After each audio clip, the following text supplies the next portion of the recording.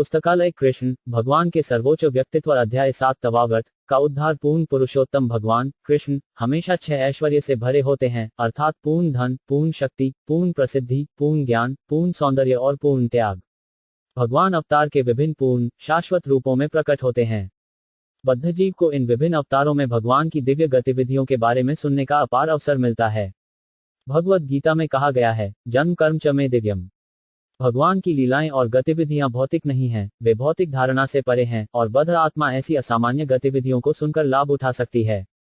सुनना प्रभु के साथ संगति करने का एक अवसर है, उनकी गतिविधियों को सुनना अपने दिव्य स्वभाव को विकसित करना है केवल सुनने के द्वारा। बद्ध आत्मा में कथा, नाटक और उपन्यास के रूप में अन्य बद्ध आत्माओं के बारे में कुछ सुनने की स्वाभाविक योग्यता होती है। दूसरों के बारे में कुछ सुनने की प्रवृत्ति का उपयोग प्रभु की लीलाओं को सुनने में किया जा सकता है। तब व्यक्ति तुरंत अपने दिव्य स्वभाव को विकसित कर सकता है। कृष्ण की लीलाएं केवल सुंदर नहीं हैं, वे मन को भी बहुत भाते हैं। यदि कोई भगवान की लीलाओं को सुनने का लाभ उठाता है, तो भौतिक प्रकृति के साथ लंबे समय के संबंध के कारण हृदय में जमा धूल के भौतिक संदूषण को तुरंत शुद्ध किया जा सकता है। भगवान चैतन्य ने यह भी निर्देश दिया कि केवल भगवान कृष्ण के दिव्य नाम को सुनने से ही सभी भौतिक संदूषण के हृदय को शुद्ध किया जा सकता है। आत्म साक्षात्कार के लिए अलग अलग प्रक्रियाएं हैं, लेकिन भक्ति सेवा की यह प्रक्रिया, जिसमें श्रवण सबसे महत्वपूर्ण कार्य है, जब किसी भी बद्ध आत्मा द्वारा अपनाया जाता है, तो वह स्वतः ही भौतिक संदूषण से मुक्त हो जाएगा और उसे अपनी वास्तविक संवैधानिक स्थिति का एहसास करने में सक्षम करेगा। सशर्त जीवन केवल इस संदूषण के कारण होता है, और जैसे ही यह साफ हो जाता है, तो स्वाभाविक रूप से जीव का निष्क्रिय कार्य भगवान की सेवा करना जागृत हो जाता है। सर्वोच्च भगवान के साथ अपने शाश्वत संबंध को विकसित करने से भक्तों के साथ मित्रता बनाने का पात्र बन जाता है। महाराज परीक्षित ने व्यवहारिक अनुभव से सिफारिश की कि हर कोई भगवान की दिव्य लीलाओं के बारे में सुनने का प्रयास करें। यह कृष्ण ग्रंथ उस उद्देश्य के लिए है, और पाठक मानव जीवन के अंतिम लक्ष्य को प्राप्त करने के लिए इसका लाभ उठा सकता है।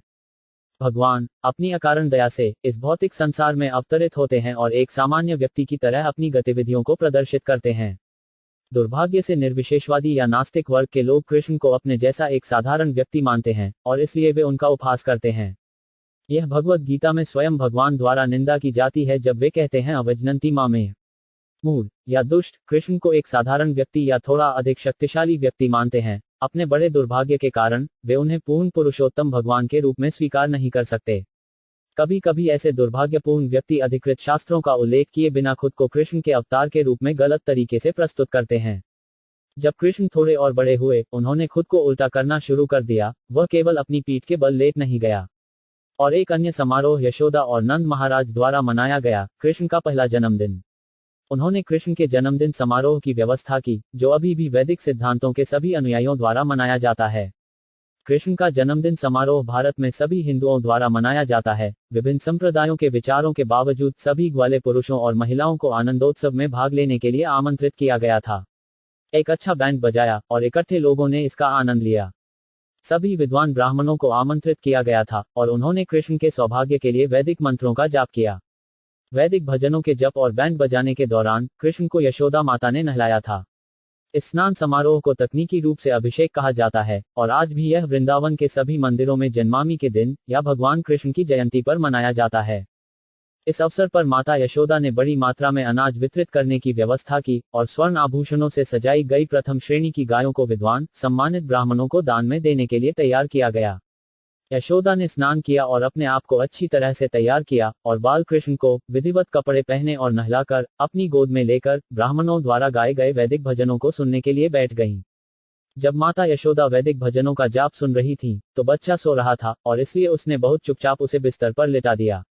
उस पावन अवसर पर वृंदावन के सभी मित्रों, संबंधियों और निवासियों का स्वागत करने में लगी हुई थी। वह बच्चे को दूध पिलाना भूल गई। वह रो रहा था, भूखा था, लेकिन माता यशोदा विभिन्न शोरों के कारण उन्हें रोना नहीं सुन सकी।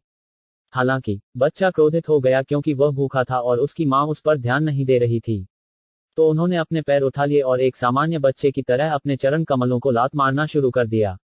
कृष्ण को एक हाथ से चलने वाली गाड़ी के नीचे रखा गया था, और जब वे अपने पैरों को लात मार रहे थे, उन्होंने गलती से गाड़ी के पहिए को छू लिया और वह गिर गई। ठेले में तरह तरह के बर्तन और पीतल और अन्य धातुओं से बने बर्तन ढेर हो गए थे, और वे सब बड़े शोर शराबे के साथ नीचे गिर पड़े। गाड़ी का पहिया धुरा से अलग हो गया, और पहिए की तीलियां सब टूट फूट कर इधर उधर बिखर गईं। माता यशोदा और सभी गोपियां, साथ ही महाराज नंद और चरवाहे चकित थे कि गाड़ी अपने आप कैसे गिर सकती है। पवित्र समारोह के लिए इकट्ठे हुए सभी पुरुषों और महिलाओं ने चारों ओर भीड़ लगा दी और सुझाव देना शुरू किया कि गाड़ी कैसे गिर सकती है। कोई भी कारण का पता नहीं लगा सका, लेकिन कुछ छोटे बच्चों को जिन्हें कृष्ण के साथ खेलने के लिए सौंपा गया था, उन्होंने भीड़ को सूचित किया कि यह कृष्ण के पहिए से टकराने के कारण था। उन्होंने भीड़ को आश्वस्त किया कि उन्होंने अपनी आंखों से देखा है कि यह कैसे हुआ, और उन्होंने दृढ़ता से इस बात पर जोर दिया। कोई छोटे छोटे बच्चों की बात सुन रहा था, तो कोई कह रहा था, आप इन बच्चों की बातों पर कैसे यकीन कर सकते हैं? चरवाहे पुरुष और महिलाएं यह नहीं समझ सकते थे कि भगवान का सर्वशक्तिमान व्यक्तित्व वहां एक बच्चे के रूप में पड़ा था और वह कुछ भी कर सकता था। संभव और असंभव दोनों उसकी शक्ति में थे। जब चर्चा चल रही थी, बेबी कृष्ण रोया। पश्चाताप के बिना माता यशोदा ने बच्चे को अपनी गोद में उठा लिया और दुष्ट आत्माओं का मुकाबला करने के लिए पवित्र वैदिक मंत्रों का जाप करने के लिए विद्वान ब्राह्मणों को बुलाया। उसी समय उसने बच्चे को अपने स्तन चूसने की अनुमति दी। अगर कोई बच्चा मां के स्तन को अच्छे से चूसता है तो समझ लेना चाहिए कि वह खतरे से बाहर है। इसके बाद सभी बलवान ग्वालों ने टूटी हुई गाड़ी को व्यवस्थित किया और सभी बिखरी हुई चीजों को पहले की तरह अच्छी तरह से स्थापित किया गया। इसके बाद ब्राह्मणों ने दही, मक्खन, कुना घास और जल से यज्ञ करना शुरू किया। उन्होंने बच्चे के अच्छे भाग्य के लिए भगवान के सर्वोच्च व्यक्तित्व की पूजा की। उस समय जो ब्राह्मण उपस्थित थे वे सभी योग्य थे, क्योंकि वे ईर्ष्यालु नहीं थे, वे कभी असत्य में लिप्त नहीं थे, वे कभी घमंडी नहीं थे, वे अहिंसक थे, और उन्होंने कभी भी झूठी प्रतिष्ठा का दावा नहीं किया था। वे सभी प्रामाणिक ब्राह्मण थे, और यह सोचने का कोई कारण नहीं था कि उनका आशीर्वाद बेकार होगा। योग्य ब्राह्मणों में दृढ़ विश्वास के साथ नंद महाराज ने अपने बच्चे को अपनी गोद में ले लिया और उन्हें विभिन्न जड़ी बूटियों के पानी से स्नान कराया, जबकि ब्राह्मणों ने अग, यजुर और सामवेद के भजनों का जाप किया। ऐसा कहा जाता है कि योग्य ब्राह्मण हुए बिना वेदों के मंत्रों का पाठ नहीं करना चाहिए। यहाँ इस बात का प्रमाण है कि ब्राह्मण सभी ब्राह्मणवादी लक्षणों के साथ योग्य थे। महाराज नंद को भी उन पर पूर्ण विश्वास था, इसलिए उन्हें वैदिक मंत्रों का जाप करके अनुष्ठान समारोह करने की अनुमति दी गई थी। विभिन्न प्रयोजनों के लिए कई प्रकार के यज्ञों की सिफारिश की जाती है, लेकिन सभी मंत्रों का जाप योग्य ब्राह्मणों द्वारा ही किया जाना चाहिए। और क्योंकि इस कलयुग में ऐसे योग्य ब्राह्मण उपलब्ध नहीं हैं, सभी वैदिक कर्मकांडों का बलिदान वर्जित है। इसलिए श्री चैतन्य महाप्रभु ने इस युग में केवल एक प्रकार के बलिदान की सिफारिश की है, संकीर्तन यज्ञ या महामंत्र का जप, हरे कृष्ण कृष्ण कृष्ण हरे हरे, हरे राम राम राम हरे हरे। जैसे ही ब्राह्मणों ने वैदिक मंत्रों का जाप किया और दूसरी बार अनुष्ठान किया, नंद महाराज ने उन्हें फिर से भारी मात्रा में अनाज और कई गायें दी। वे सब गायें जो दान में दी जाती थीं, वे सोने के सुंदर कशीदाकारी वस्त्रों से ढंकी हुई थीं, और उनके सींग सोने के छल्लों से ढंके हुए थे, उनके खुर चांदी की थाली से ढंके हुए थे, और उन्होंने फूलों की मालाएं पहनी थीं। उन्होंने अपने अद्भुत बच्चे के कल्याण के लिए इतनी सारी गायें दी, और बदले में ब्राह्मणों ने उन्हें हार्दिक आशीर्वाद दिया। और सक्षम ब्राह्मणों द्वारा दिए गए आशीर्वाद को कभी भी चकित नहीं किया जाना चाहिए। एक दिन समारोह के कुछ ही समय बाद जब माता यशोदा अपने बच्चे को गोद में थपथपा रही थी, तो बच्चे को बहुत भारी लगा और उसे ले जाने में असमर्थ होने के कारण उसने अनिच्छा से उसे जमीन पर रख दिया। कुछ समय बाद वह घरेलू मामलों में व्यस्त हो गई। उस समय कंस का एक सेवक, जिसे तवावर्त कहा जाता है, कंस के निर्देशानुसार एक बवंडर के रूप में वहां प्रकट हुआ। उन्होंने बच्चे को अपने कंधों पर उठा लिया और सभी की आंखों को ढंकते हुए वृंदावन में एक महान धूल भरी आंधी उठा दी। कुछ ही पलों में वृंदावन का पूरा क्षेत्र इतना घना अंधेरा हो गया कि कोई खुद को या किसी और को नहीं देख सकता था। इस महान विपदा के दौरान माता यशोदा अपने बच्चे को नहीं देख सकी, जिसे बवंडर ने उठा लिया था, और वह बहुत दयनीय होकर रोने लगी। वह बिल्कुल गाय की तरह जमीन पर गिर पड़ी, जिसने अभी अभी अपना बछड़ा खोया है। जब माता यशोदा इतनी दयनीय रूप से रो रही थीं, तो सभी चरवाहे महिलाएं तुरंत आईं और बच्चे की तलाश करने लगी, लेकिन वे निराश थीं और उन्हें नहीं पा सकी। तवावर्त राक्षस अपने कंधे पर बाल कृष्ण के साथ आकाश में चला गया, लेकिन बच्चे ने ऐसा भार ग्रहण किया कि अचानक वह आगे नहीं जा सका और उसे अपनी बवंडर गतिविधियों को रोकना पड़ा। बाल कृष्ण ने अपने आप को भारी बना लिया और उनकी गर्दन को पकड़कर राक्षस को तौलना शुरू कर दिया।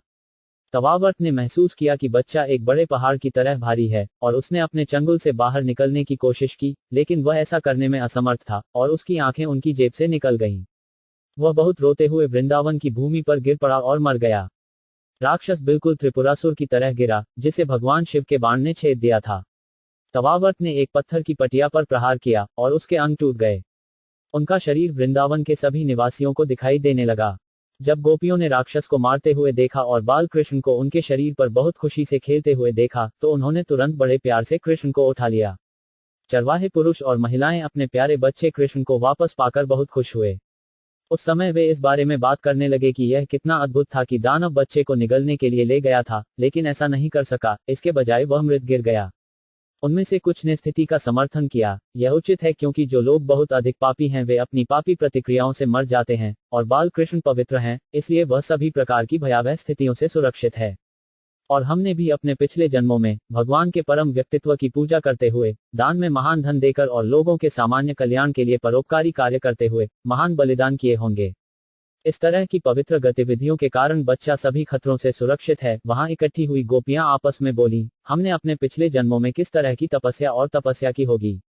हमने भगवान के परम व्यक्तित्व की पूजा की होगी, विभिन्न प्रकार के बलिदान दिए होंगे, दान किए होंगे और जनता के लिए कई कल्याणकारी गतिविधियां की होंगी, जैसे बरगद के पेड़ उगाना और कुएं खोदना। इन पवित्र गतिविधियों के परिणाम स्वरूप हमने अपने बच्चे को वापस पा लिया है, भले ही वह मरा हुआ माना जाता था। अब वह अपने संबंधियों को जीवित करने के लिए वापस आया है। ऐसी अद्भुत घटनाओं को देखने के बाद नंद महाराज बार बार वासुदेव के शब्दों के बारे में सोचने लगे।